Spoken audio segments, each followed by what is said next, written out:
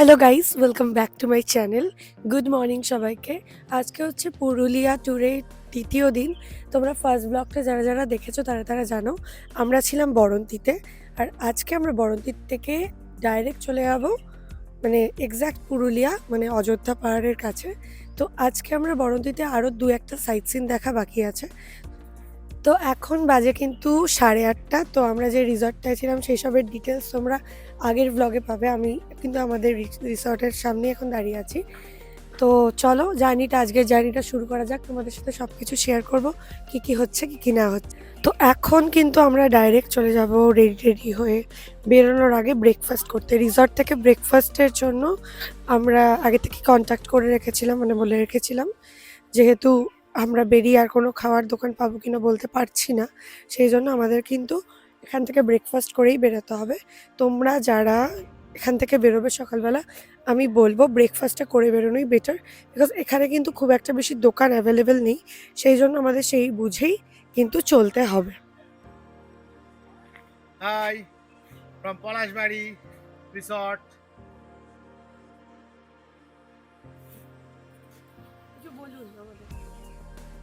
এটা বড়ন্তি পলাশবাড়ি রিসর্ট। এই রিসর্টে আমরা গতকাল থেকে আছি। চারিদিকে পলাশ বনে ঘেরা এই রিসর্ট, সুন্দর প্রাকৃতিক পরিবেশ। যদিও পলাশ গাছে এখন পলাশ ফুল নেই, যদি দোলের সময় বা হোলির সময় আমরা আসি তাহলে চারিদিকে লাল পলাশ ফুল আমরা দেখতে পাবো। এই রিসোর্টের বিশেষত্ব হচ্ছে সমস্ত জায়গাটার মধ্যে পলাশ গাছে ভর্তি। চারিদিকে পলাশ গাছ। উঠোন বলে নেই, উঠোনের মধ্যেও পলাশ গাছ রয়েছে প্রচুর। কয়েকশো পলাশ গাছ দিয়ে এই রিসোর্টটা তৈরি। এটা অ্যাকচুয়ালি ওই অযোধ্যা পাহাড় যাওয়ার পথেই পড়বে। ওটা কলকাতা থেকে প্রায় 300-350 কিলোমিটার হবে, 3-4 ঘন্টার জার্নি।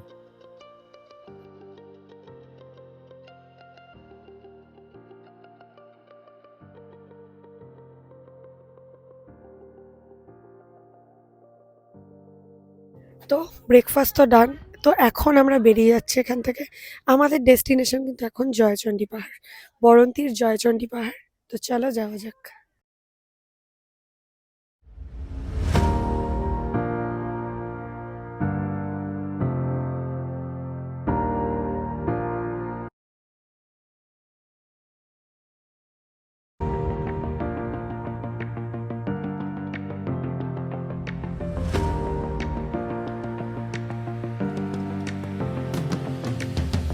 তো আমরা এখন এসেছি জয়চণ্ডী পাহাড়ে, পুরুলিয়ার জয়চণ্ডী পাহাড়। এখানে হচ্ছে পুরুলিয়া জয়চণ্ডী উৎসব, তোমরা দেখতে পেলে আমি দেখালাম।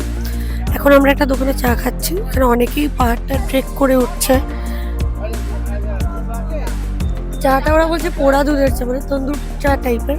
চাটা খেতে একদমই ভালো না, হোয়াট এভার। এখানকার হয়তো এটাই ঐতিহ্য, একটা পোড়া দুধের চা। এগুলো কে বানিয়ে দেয় তোদের? নিজেরাই বানায়। এই হচ্ছে জয়চণ্ডী পাহাড়ে ওঠার রাস্তা। তোমরা এখানে প্রায় 500টা সিঁড়ি ক্রস করে উঠতে পারো জয়চণ্ডী পাহাড়ে। আমরা উঠছি, আশেপাশে অনেক দোকানও আছে। ঠিক এইরকমই রাস্তাটা, অনেক দোকান আছে, বসতে পারবে, চা জল খেতে পারবে।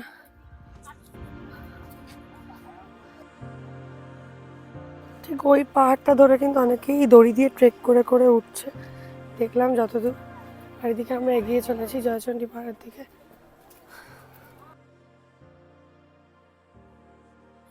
সমতল ভূমি থেকে প্রায় 600 সিঁড়ি অতিক্রম করে জয়চণ্ডী পাহাড় থেকে দেখা এই দৃশ্যটি কোনোদিন ভোলার নয়। এই অসাধারণ ভিউ পয়েন্ট তোমরা ভিজিট করতে ভুলো না। আর সাথে ছিল মা চণ্ডীর মন্দির।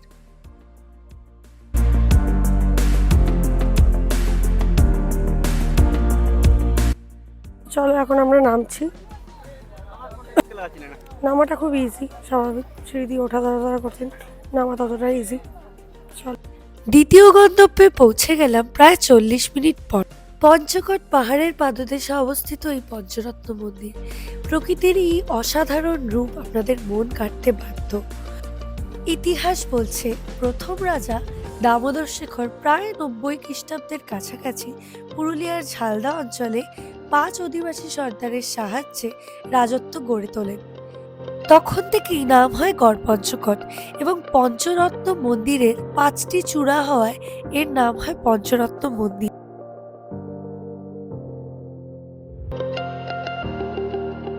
প্রতিটি মন্দির অসাধারণ টেরাকোটার কাজের সাথে সাথে দেবদেবী এবং মানব মানবীর ছবি দ্বারা আবৃত। এখন আপনারা দেখতে পাচ্ছেন রাজবাড়ির ধ্বংসস্তূপ। বাংলায় প্রবেশ করেই বর্গী আক্রমণে ধ্বংস হয় এই সুদীর্ঘ দুর্গ, যা আজ ধ্বংসপ্রাপ্ত এবং ইতিহাসের প্রতীক।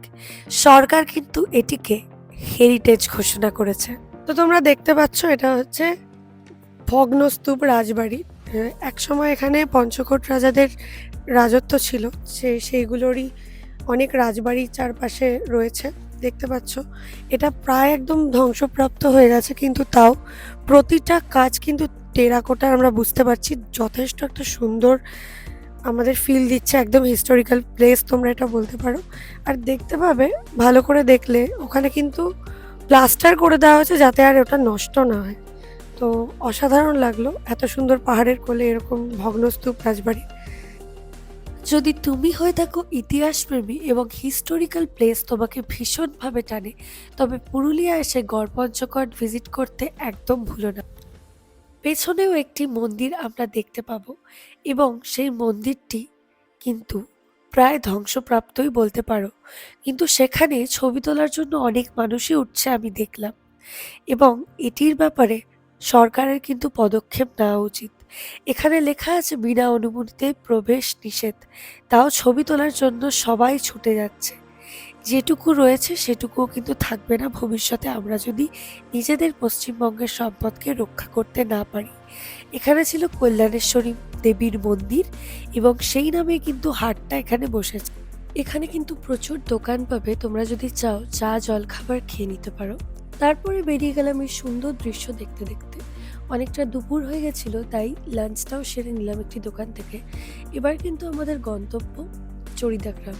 এখন আমরা এসেছি চড়িদাপুর মুখোশ গ্রামে, যেখানে আমরা মুখোশ দেখবো এবং কিনবো। মুখোশ কেনার আমার খুব ইচ্ছা ছিল, তো চলো চড়িদা গ্রামটা, মুখোশ গ্রামটা ভালো করে ঘুরে দেখাই। পুরুলিয়ার ঐতিহ্য কিন্তু ছৌ নাচ, আর সেই ছৌ নাচকে কেন্দ্র করেই মুখোশের আবির্ভাব ঘটে পুরুলিয়াতে। অযোধ্যা পাহাড়ের কোলে অবস্থিত চড়িদা গ্রাম কিন্তু মুখোশ গ্রাম নামে পরিচিত এবং এখানে হাজার হাজার শিল্পী রোজ হাজার হাজার মুখোশ বিক্রি করে নিজ গৃহের দোকানে।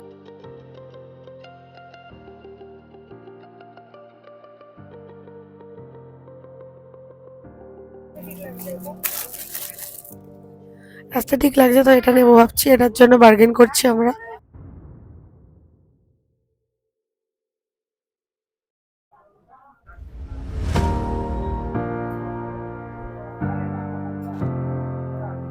আদিবাসী নারী পুরুষ হোক কিংবা কোনো দেবদেবী কিংবা সিংহ বাঘ, সব কিছুর মুখোশ কিন্তু তোমরা এখানে কিনতে পারবে এবং এর অসাধারণ শিল্পকর্ম তোমাদের মন কাটতে বাধ্য। সবার অসাধারণ হাতের কাজ। এগুলো সব তুমি বানিয়েছো? আর যদি বলো দামের কথা, আমি বলবো যে যথেষ্ট কমেই কিন্তু এত সুন্দর সুন্দর মুখোশ ওরা বিক্রি করে। দাও দাও, দুটো দাও, 50 করে নাও। আমি যা বলি তুমি আর না করতে পারো না। দিয়ে দাও, 50 করে দিয়ে দাও, দেখি কোনটা কিরকম।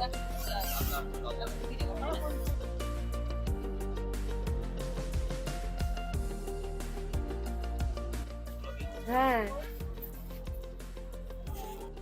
ব্যাস, মুখোশ গ্রাম ঘুরে আজকের ব্লগটা আমি এখানেই শেষ করছি। সন্ধেবেলা হোটেলে ফিরে নিয়েছিলাম রেস্ট। পরের ব্লগটা কিছুদিন বাদেই আসছে তোমাদের জন্য, পুরুলিয়া পার্ট 3। ওয়েট করো আর অবশ্যই কমেন্ট করে জানিও ভিডিওগুলো তোমাদের কেমন লাগছে। আর অবশ্যই অবশ্যই চ্যানেলটা সাবস্ক্রাইব করতে ভুলো না। সবাই ভালো থেকো, সুস্থ থেকো, দেখা হচ্ছে পরের ব্লগে।